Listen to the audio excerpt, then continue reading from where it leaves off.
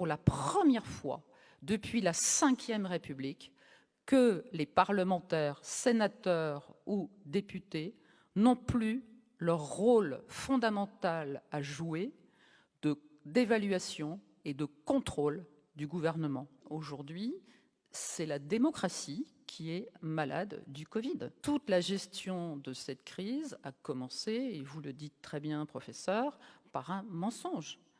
Mensonge d'État. Un mensonge d'État.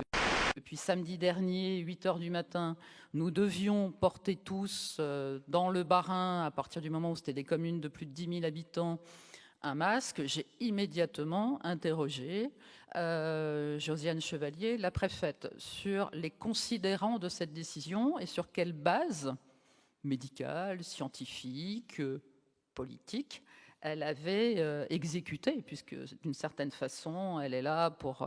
ce sont les services déconcentrés de l'État. Et elle m'a répondu de façon très rapide en me disant qu'elle avait eu des alertes de l'Agence régionale de santé et qu'il y avait eu 5 hospitalisations à Strasbourg. Et c'est à partir de ces 5 hospitalisations qu'elle avait pris la décision de mettre sous cloche 1 200 000 habitants. Ça, c'est pour tout le département, donc il faudrait faire la proportion sur les communes concernées.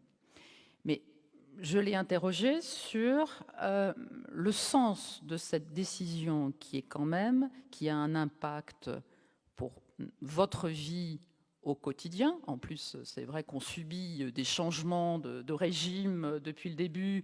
Un coup, on a le droit de faire quelque chose et dans la journée qui suit, c'est interdit. Et je lui ai demandé le profil de ces hospitalisations. Elle n'en avait absolument, et je ne lui en tiens pas rigueur, elle n'est pas médecin, elle n'avait aucune information. Donc on a là des services de l'État qui sont réellement aux ordres pour maintenir une forme de discipline citoyenne. Là aussi, je pèse mes mots parce que c'est plein de sous-entendus ce que je dis. Mais une discipline, depuis le début, on infantilise la population et on la terrorise. Jean-Luc, tu citais tout à l'heure Jérôme Salomon, qui était là pour tous les soirs. Il était habillé en noir, il terrorisait le monde en disant tous les jours le nombre de morts supplémentaires.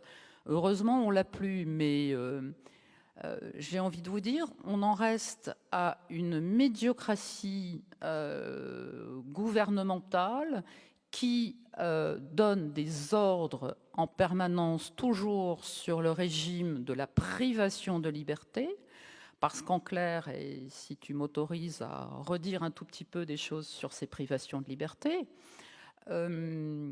depuis l'état d'urgence, et on nous a fait croire, avec une loi qui a été votée à l'Assemblée nationale, contre laquelle j'ai voté, il n'y avait que le titre qui était extrêmement séduisant, puisque ça s'appelait « Sortie de l'état d'urgence sanitaire », hein, mais cette loi qui a été votée avant l'été permet au gouvernement, à l'exécutif, de prendre toutes les décisions qu'ils veulent sans les parlementaires. C'est-à-dire que c'est pour la première fois depuis la Ve République que les parlementaires, sénateurs ou députés n'ont plus leur rôle fondamental à jouer d'évaluation et de contrôle du gouvernement.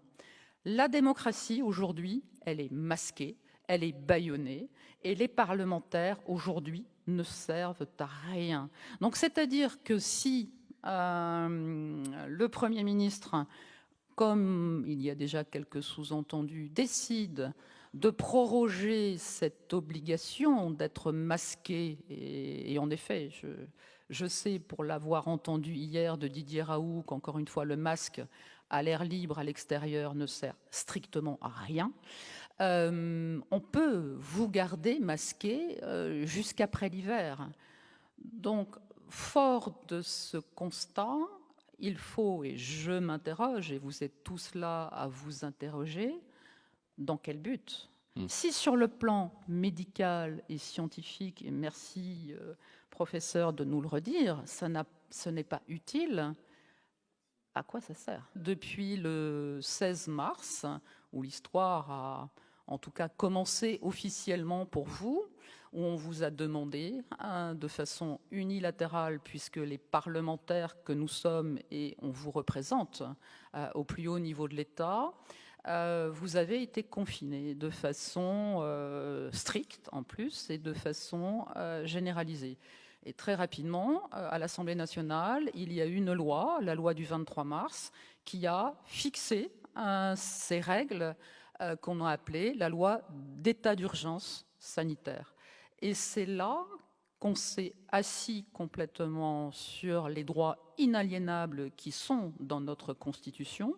Donc aujourd'hui, tout ce que nous vivons est totalement illicite en matière de privation de liberté. Et ça, il faut vraiment, vraiment le comprendre.